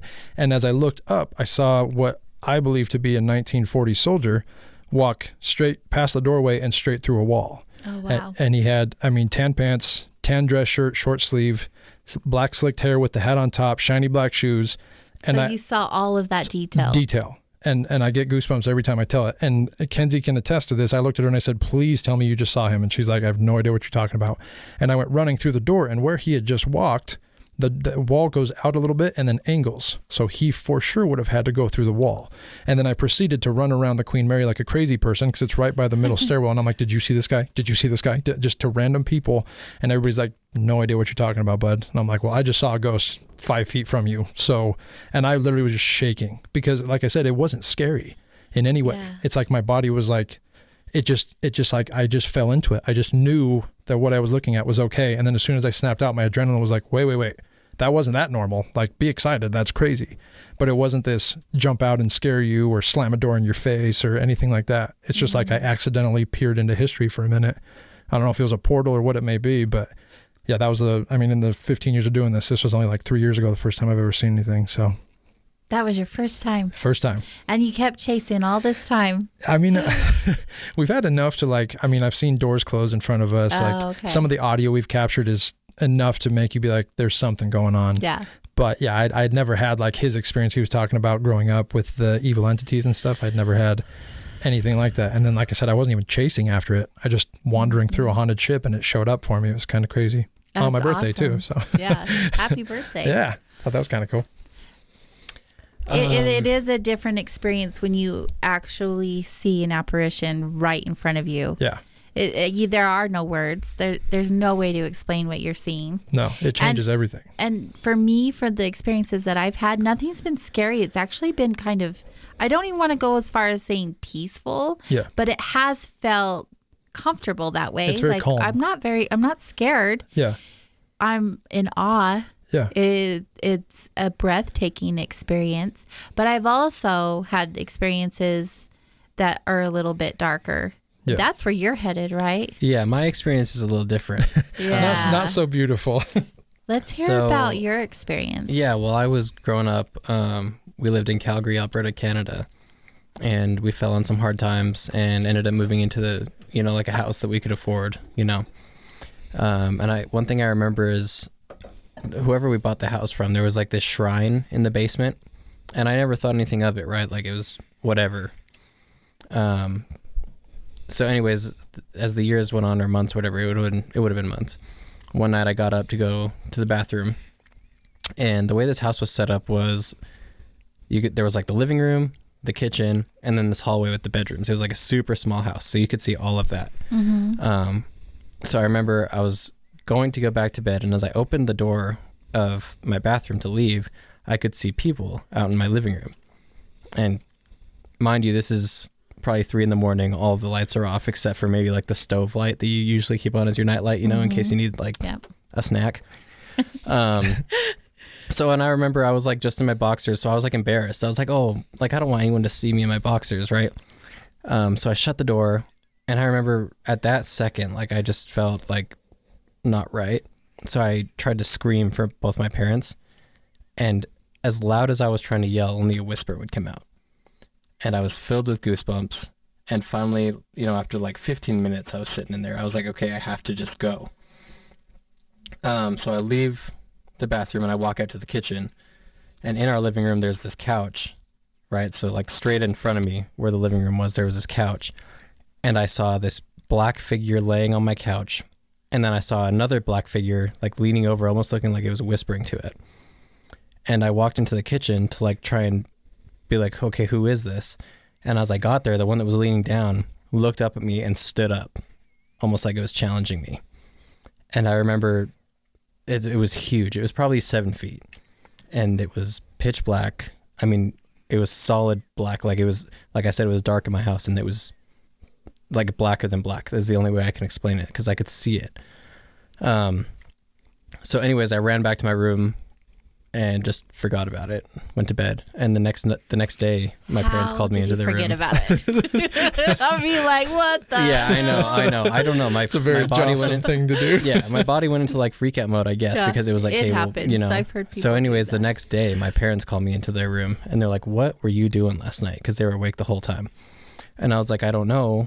I saw something, blah, blah, blah. And after explaining to them what I saw, they were like, yeah, don't worry, you're not crazy. We've seen them too. And that was what started all of it. Yeah, validation All can of be it, cool, so but there's The more. nightmares came. My little brother was a target. And eventually we had to have the house blessed and cleansed. And before did it that help? Yeah, they went away. Oh, wow. So that type of apparition, would that be a shadow person to your knowledge, to your experiences? Or Yeah. do you feel like it was something darker? Well, I don't know, 'Cause I because don't I feel like necessarily- everybody has a different definition of what a shadow person Yeah, I was is. going to say, I don't necessarily think shadow people are bad. I know there are bad ones, but I've never had experiences that were bad with them. They've actually been very good for me to have around and very protective. Yeah. I think sometimes maybe it's just a matter of the amount of energy they have to Probably. manifest, So I don't know. I've heard of stories with great shadow people, and I've heard of stories like mine where they're not so great. Send a little chill up your spine for Halloween. Yeah, it's unsettling just a little bit. Yeah, you can see why he's our protector now. Yeah. Well, because of the experience. Yeah. Yeah. And it sounds like you have a lot of family support too. Oh yeah. My entire family, they all believe it too, and they know exactly what I'm doing it for. That helps. Yeah, for sure. Well, and his dad was the one that, when we had our experience with the witch telling us to come help with the demon, his dad sat us all down and said, I don't think you guys know what you're really doing. And we're like, I think you're right. And I think we needed an adult to sit us down and tell us that. And it's like Jocelyn said, he had those experiences enough to where he's like, please stop before it gets bad. Yeah. Again, just a reminder, if you guys are wanting to call in, the number is 85KGRA Live. So that's 855-472-5483. So now that you guys have experiences with different, you've heard people spirit talk, you've seen it, things like that. Do you know much about the different types of apparitions or noises, or how to differentiate the energy or activity that's going on? I'd probably say pretty much what we've... Just Google it? Well, what we've picked up from the shows. Yeah. I mean, we've referenced Ghost Adventures enough time to probably let you know that we watched Ghost Adventures extensively as teenagers. It's been brought up a little bit. Yeah. That was kind of like the group, like, I'm sure people 10 years younger than us fell in love with ghost hunters. There's just kind of like, there was a couple groups that when you first found ghost hunting, you didn't even know it was a thing until you saw them do it. But I mean, I don't know, man. They've definitely glamorized it, haven't they? Oh, yes. 110%. I don't know. I think if they want you to know what their intentions are, they will. Mm-hmm. And we've gotten multiple EVPs and feelings that weren't good. And you can just, like that sixth sense that you kind of have, it's not good. We had some crazy stuff happened at Goldfield, and you guys will be able to see that in the episode. Be ready for that. Where's that? It was in Nevada. Oh, okay. Goldfield, Nevada. Makes sense, Goldfield. Yeah. Yep. Yeah, that place was crazy. Yeah. But I mean, like, I know a lot of people have a hard time with orbs or whatever it may be because of dust, but I mean, we present balls of light as energy because if they have a weird flight pattern or they flicker in a certain pattern, or, I mean, we had one where we actually have an episode where we believe we may have caught what looks like a ball of energy coming through a portal on camera. I don't know how else to describe it. And so, like, stuff like that, we present and we say, we don't know if this is paranormal, but we want to show you what's weird on our camera and you tell us what you think. And I think that's the best thing an investigator can do, because, like I said, none of us are experts. You know, like, he's seen shadow figures. I've seen a full-bodied apparition that looked exactly like a human. I've heard of people seeing the ones you see in the movies where they're see-through. So maybe it's different levels of energy, like Jocelyn said. Maybe it's just they have enough at this time to show their full selves, or maybe they only have enough to show a see-through version, or maybe it's enough to just be a blob. Like, there's no way to know. But if we don't present it, we're withholding something from people who want those answers as well. Mm-hmm. What's your favorite way of capturing evidence? That's tough. It is tough because there's so many good ways. You know what I'm saying? Like, you can have a full sentence come through on the audio recorder and you're like, holy, that was amazing. Or you can have like a straight up live conversation with a ghost using the spirit box. Yeah. Or you could get, one of the grails and catch a shadow on the camera.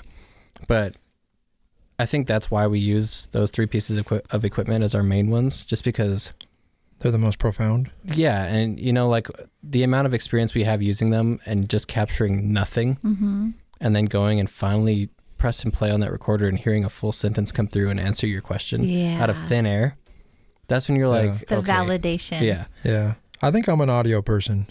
I think you like the EVP stuff. Yeah, I think, like he said, like, video is definitely the holy grail because that's what people want, right? And like for content, that's the best thing you can present. Here's a shadow figure walking. That's cool, and it definitely gets us stoked because it's rare.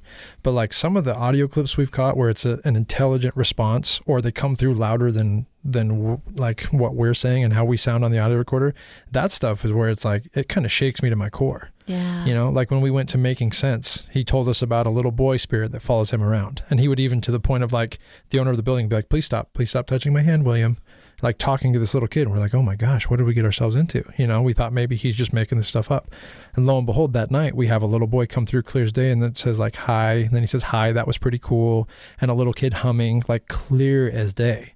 And like that stuff, like when you correlate the audio to what's happening, like, yeah, if we saw a shadow figure that night, that's cool, right? But you can't tell somebody that shadow figure's a kid. Right. But when you have a little boy voice come through and the owner told you about a little boy, that's the stuff where it's like, holy crap. Yeah. Like, that's like a perfect investigation. I agree with you. I think EVPs are awesome. Yeah. Going back and listening for hours and hours on end isn't, but when you find the little juicy nugget where the communication happens, it is so amazing. Yeah. I think that's my favorite thing when you catch those. Cause like you said, you'll be sitting listening for 2 hours to just pure silence. And then all of a sudden you hear that little voice and you perk up and your adrenaline starts running. You're like, oh my gosh, I got to clip it. I got to send it to the group. Yeah, it's cool. That is cool. So there is a famous Ogden spirit everyone always wants to know. You guys know who I'm going to bring up, don't yes, you? I do. Who is that? Flo. Everyone talks about, like, that's the spirit they know. So Ogden has a famous spirit. Her name is Florence Louise Grange. Yep. And she's buried in the Ogden Cemetery. Mm-hmm. And there's this tale. Why don't you guys tell it? Yeah, you've got this down. There's a tale about her where she comes and visits, but I mean, I don't know the exact. I think the belief was she was waiting on a ride, I believe. That's the old wise tales. She was waiting on a ride and passed away, whether she was hit by a car or something, I'm not sure. But now the belief is there's a road that goes straight through the cemetery right by her tombstone, and you're supposed to park at the top, flash your lights 3 times, and then turn them off. And supposedly Flo will come and visit you from the grave because she thinks you're her ride. That's unsettling. Yeah, that's the Has old anyone ever captured that on video? Not that I've seen. I haven't seen it. But you guys do have a video where you hung out there during the day. We do. Tell me about that experience. Yeah. So Desmond and I went over there, and it's kind of fitting it was Desmond and I too, because him and I had gone to see Flo in our high school years, and Desmond believes that he saw the bottom half of a spirit, like a dress, coming to form, and then the cops showed up and ruined all the fun. But he also had like a video of a green energy form in the same area. So he believes 100% this is real. I don't remember that myself, but I mean, I was a teenager, a lot of things I don't remember. But so him and I went back, and we decided we were going to run an audio session next to Flo's grave and straight up ask her, are you here? And with the majority of like the audio recorder and the burst sessions, pretty much nothing really came through, nothing substantial. So we kicked on the spirit box, and again, nothing super substantial was coming through. And then it was like right when we were getting ready to wrap up, we asked, can you please tell us your name? And it, to us, sounds like it comes through and says Florence, and it sounds like it says Gray, but we think it maybe got cut off a little bit. But I mean, it's close enough to the fact that her name's Florence Grange, and we got something that comes through and pretty much says Florence Grange. So it's enough to make you kind of wonder, like, I don't know, maybe she is there. I heard it. Yeah. Everyone knows I don't do a lot of research on my guests beforehand, but because I've been following you guys for a little while, I already saw it, heard it, and it is straight up Florence. Yeah. And it's crazy. We're right next to her grave. So that's what I mean. Like, and that was like one of our biggest videos early on, because we posted on some Ogden pages like, hey, we went to check it out. Tell us what you think. And people have so many questions, because that's the one. Like when we set up booths, hey, have you guys checked out Flo? Yeah. Have you guys gone to see Flo? Like, because everyone wants to know about Flo. Yeah. I mean, we even tried to work with the city to see if they'd let us go in and do it. But they're like, yeah, but if you prove she's real, that just means more people are going to come. So we're good. So. I'm pretty sure there are people out there who have had the opportunity and have been sworn to keep it on the DL. Probably. Because there's so much talk about her. Oh, yeah. I can't see why that wouldn't be a thing. I mean, my thing with Ogden that kind of bums me out is I wish they would monetize this stuff a little more. Like with our 25th Street, with the tunnels, with Flo, like people are interested in it. Why hide from it? Like kind of do a ghost tour. Let people see the cemetery. Don't they do ghost tours like tonight and tomorrow and... this week? I mean, I haven't heard. I haven't been on any Ogden ghost tour. I haven't. Yeah, I think our idea of a ghost tour is different from some ghost tour companies.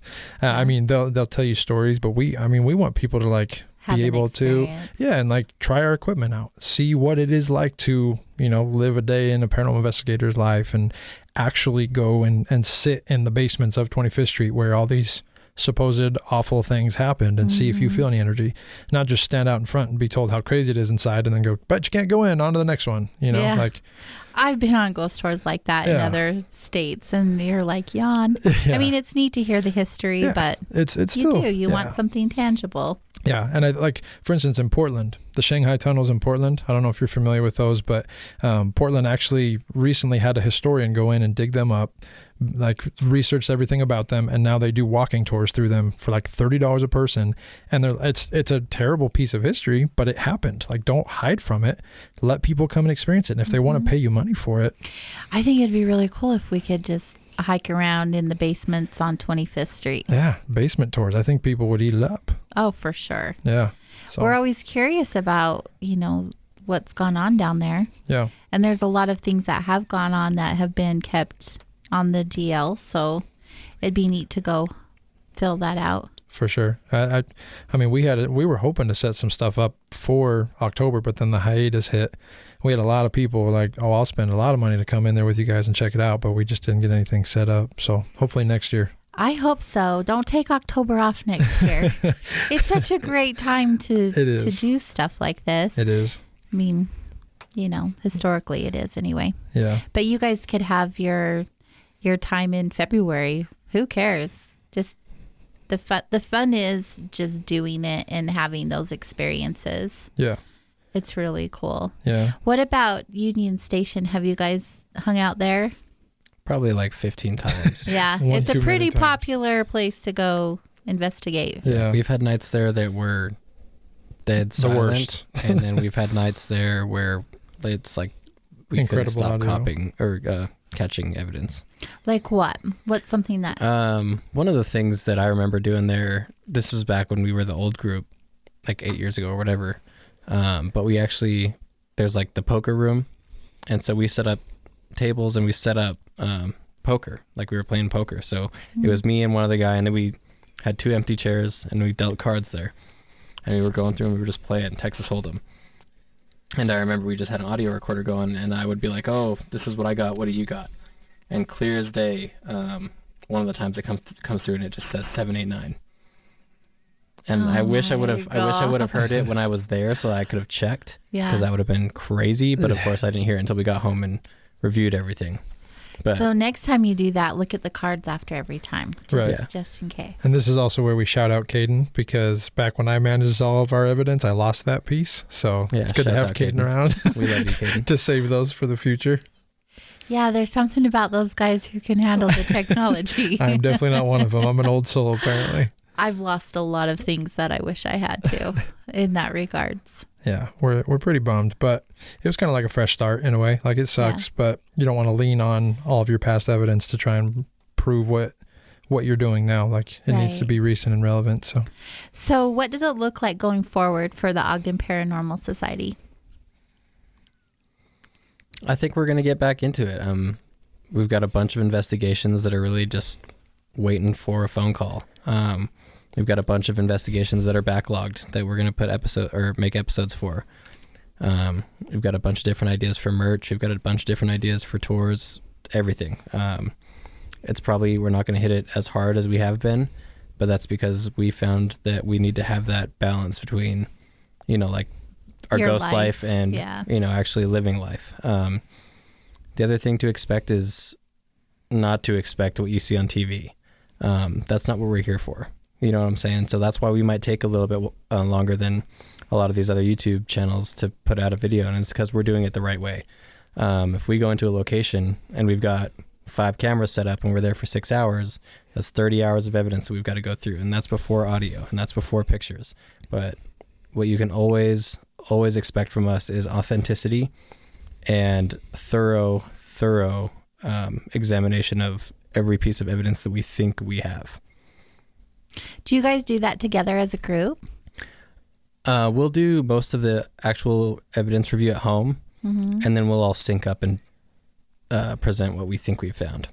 Yeah. And then we'll all vote on what goes into the episode and try and get it all fixed. And then that's when we all decide what needs to be synced to verify it. And that's the other aspect of it too. We can spend another 10 hours syncing footage to verify, is this real audio or is this me talking from the other room, or, you know, and like I said, maybe it's too much time spent on it, but I think that's the biggest thing this time around that we're trying to do is we're going to do it our way. I think this time we were trying to like, oh, this is what YouTube says we should be doing, so let's make that work. That's not the way we operate. And like I said, our passion is ghost hunting. It's not building a YouTube channel. It's not trying to, you know, monetize a channel. It's like, let's do it the way we know how to do it and the way it should be done. If we lose subscribers, we lose subscribers, but we'd rather have, you know, a few thousand subscribers that get to see a really thorough investigation and understand the process than have 300,000 and we're just gimmicky and clickbait. And, you know, that's just not what we're trying to be. I appreciate that very much. I'm kind of funny when someone says, I do paranormal investigation, just because I grew up with it, right? My dad did it. And so I know people who are like legitimately doing it for the love of it and not for the fame of it or whatever that looks like. And I think it's important to provide the evidence, what you came up with, and just present it to someone and allow them to come up with their own opinion and not have it look and be a certain way. Yeah. So it's relatable to them as well. Yeah. I think that's really neat. That's what you guys want to do. Yeah. I mean, I think... And I'm, for instance, like, again, going back to Ghost Adventures, we love Nick Groff. And the reason is, like, he's actually walked away from TV shows numerous times because they've asked him to fake evidence. Right. I can appreciate that a lot because as soon as money comes into this, now all of a sudden you have producers saying, hey, last couple investigations were kind of lame and we're losing viewers. What can you do to spice this one up? Right. You know, and then all of a sudden NDAs come into play and you're signing things that say you will agree to not tell anybody that wasn't a shadow figure and it was actually our sound guy, you know, like, I think that's, as soon as you tie money into something like this is when you lose the trust of everybody. And then it just becomes, oh, it's entertaining. That's fun. But this shouldn't, I mean, it can be entertaining, but I don't think that should be our end goal. I think, and that's what we want to push is like, let's make this something deeper. Let's learn. This is a profound piece of our existence as humans. People have been asking this since the dawn of time. And we now have technology that might be able to let us like potentially, you know, dip into that a little bit and start to get these answers. So, you know, forget the clickbait titles. Let's try to speak to the profoundness of what we're actually doing and what you're capturing and change some people's minds. That feels good. I like it. So you guys have a YouTube channel. Yes, we do. What is it? Just Ogden Paranormal. Yeah. Just Ogden Paranormal. So is society not a part of it anymore? Because I've seen Ogden Paranormal. It kind of started with society, and then we were like, why did we have to make our name so damn long? You know? Yeah. So we were like, how about just Ogden Paranormal? So they kind of understand what we're doing, and the society really doesn't do anything for us. Yeah. Society's like when companies have that big long name on their LLC, but then they call themselves something like Slick and Short in the normal. That's kind of what it is. Like in the background, we have this huge long name, but then we tried to shorten it a little bit. So yeah. So we're going by Ogden Paranormal. And that's what you can search on Instagram, Facebook, YouTube, Twitter, even though our Twitter, it's not very active. Most of it's not active right now, if we're being honest. Yeah, that's true. But well, Ogden Paranormal. Twitter's a hard one to get into. Some people really like it. Some people don't. Yeah, it's very niche. Yeah. So, you know, we have a few minutes till the end of the show, and I want you guys to leave a lasting impression with our listeners. So if you could share anything with them in regards to the paranormal or investigation or anything like that, what would it be? I think the biggest thing, at least like that I could say for someone that's new going into it, is to not set your expectations so high that, you know, you're just going to hate what you're doing. It's not always what the TV shows make you think they are.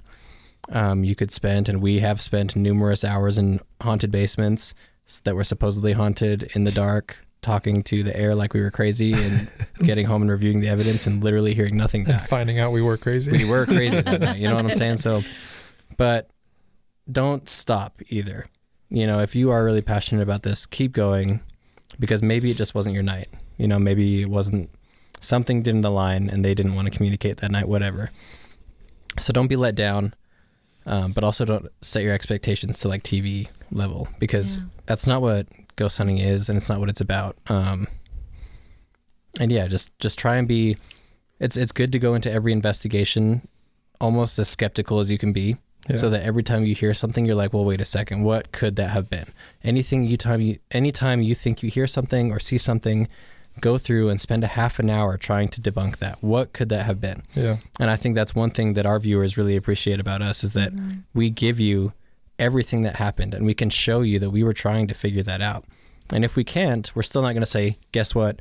We just found a shadow. Here it is right here. You know, like, we're not saying that. We're saying, look at what we caught. We don't know what it is and we can't explain it, but I'm not going to be so confident in telling you this is what I saw and this is what I heard, and be wary of people that do. Yes. That's where I was going with mine. That was a perfect segue, and we didn't even plan that. He's really good with these answers, yes, right? Yes, he is. You just segued into mine. Just smoothing right off. We're on the same wavelength. But I was going to say, like, be accountable. I think if you're an investigator, hold yourself to a higher standard. And if you're a fan of paranormal, whether it be YouTube channels or TV shows, hold them accountable, right? Because like, if we just assume everything they tell us to be true, we're letting them off the hook. If you need to go like he said, not even we have to be skeptical in investigation and assume everything isn't paranormal before we come to that conclusion. A viewer should do the same. Assume that these guys are out to just try and trick you until you can't explain what just happened. I think that's a big distinction that's going to start to take us from a gimmicky entertainment thing to this could potentially answer a lot of life's key questions. And I think that's something that investigators sometimes don't realize, is like, if you present something you think is profound evidence, like, that could change somebody's life. You know what I mean? Like, that's how much power is in what we're doing. If you have a crazy piece of audio or an incredible shadow figure, somebody watching that needs validation. All of a sudden, like, oh my gosh, there is life after death. But if you just made that up, you just literally walk somebody down a path that they didn't need to go down, because they still need more. You know, and I think holding yourself accountable and not worrying about the clicks and the views and all that stuff, but really just be thorough. Do it because you love it, and do it because it's right. Don't get caught up in all that other gimmicky stuff and all the SLS camera garbage. All the woo-woo. Not the woo-woo. Yeah. You guys, great answers. It's been so much fun having you here on the show tonight. Yeah, this has been a blast. This is awesome. Really can't thank you enough for inviting us out here. Well, appreciate it. Door is open. If you ever want to come and share some new experiences, let's make sure we make that happen, because this is about wandering and connecting us to each other. And we all are here seeking the truth, if you will, seeking out those answers. And this is one way to do it. So thank you. Yeah, thank you. And make sure you guys head on over to ogdenparanormal.com. You guys can link to all their stuff on their website, which is awesome. And a shout out to the rest of the team who wasn't here tonight. Yeah. Thanks for doing what you guys do. Thanks for having us. Thank you so much. Thanks for giving us a platform. Soul Wanderings can be found on all of the main social platforms, like, Instagram and Facebook and all those things. Just go to soulwanderings.com and link to them there. And of course, you guys, you want to be following KGRA Radio as well on Facebook, on Stellar, YouTube, all of those things. We talk about all things paranormal, UFO, anomalous, all the good stuff. So let's keep having these conversations. They're amazing. They bring us together. They connect us, just like I said. And everyone be safe tomorrow night on Halloween, the witchy Halloween day. Thanks for being here with us tonight, and have a happy day.